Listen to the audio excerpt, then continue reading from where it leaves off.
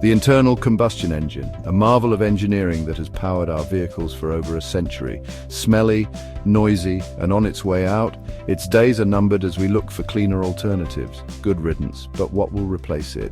The race is on to find the next big thing in automotive technology. Two contenders are revving their engines, hydrogen and electric, both promising a cleaner, greener future. This isn't just about cars, it's about the future of how we move. Our choices today will shape the world of tomorrow. Buckle up, because this is going to be an interesting ride. The stakes have never been higher. On one hand, we have electric vehicles already cruising down our streets. They're becoming a common sight in many cities. They're quiet, quick off the mark, and easy to refuel if you can find a charging point, that is. Infrastructure is key. Then there's hydrogen, the new kid on the block. It's still in its infancy, but shows great promise, still finding its feet, but with the potential to be cleaner and go farther.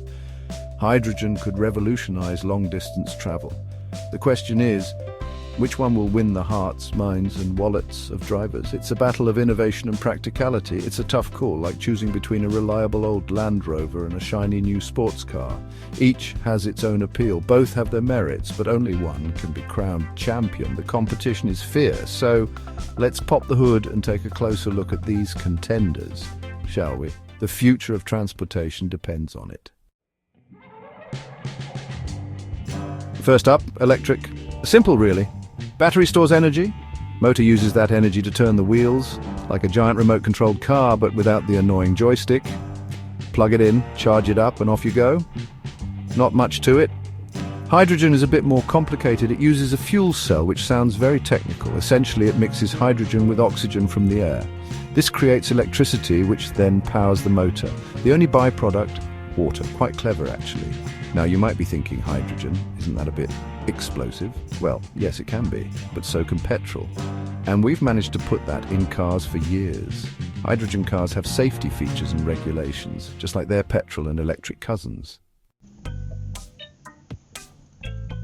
For zipping around town, electric cars are currently king. They offer a smooth, quiet ride and are perfect for navigating the hustles and bustle of city life. They're nippy, quiet, and perfect for short commutes. Plus, with their instant torque, they can easily outpace most traditional cars at traffic lights. Charging can be a bit of a faff, but it's getting easier with more charging stations popping up. Many cities are now investing heavily in charging infrastructure. Think of it like finding a decent pub. They're not always on every corner, but you learn where to look. Apps and maps make it easier to locate the nearest charging point. But what about those long holiday drives? The kind where you pack up the family and hit the open road for hours on end? Here's where hydrogen might have the edge. Hydrogen cars can be refueled quickly, making them more convenient for long-distance travel. Filling up a hydrogen car is quick, like filling up with petrol. It takes just a few minutes compared to the hours it can take to charge an electric car, and they can go much farther on a single tank than most electric cars. This makes them ideal for those long, uninterrupted journeys. Imagine a cross-country road trip with fewer stops. Bliss! However, there's a catch. The infrastructure for hydrogen refueling is still in its infancy. Right now, finding a hydrogen station is like finding a decent pub in the middle of the Sahara Desert. Tricky, to say the least. They're few and far between, and hydrogen cars are still quite expensive. Early days, you see. But as technology advances and more stations are built, this could change. Section 4. Roadblocks on the path to adoption. Both hydrogen and electric cars face significant challenges that need to be addressed before they can become mainstream. For electric cars, one of the biggest issues is the dreaded range anxiety. The fear of running out of juice miles from anywhere, leaving drivers stranded, and charging times, while improving, can still feel like an eternity compared to the quick and convenient process of filling up with petrol. Hydrogen vehicles, on the other hand, have their own unique set of hurdles to overcome. Building enough hydrogen stations to support widespread adoption will be both expensive and time-consuming, requiring significant infrastructure investment. And then there's the issue of producing green hydrogen, which is made without using fossil fuels, adding another layer of complexity. Otherwise, it's a bit like using a solar panel to charge a coal-powered generator, not exactly the environmentally friendly solution we're aiming for. These are big challenges, but they are not insurmountable. With the right amount of innovation and determination, solutions can be found. Remember, petrol cars weren't built in a day.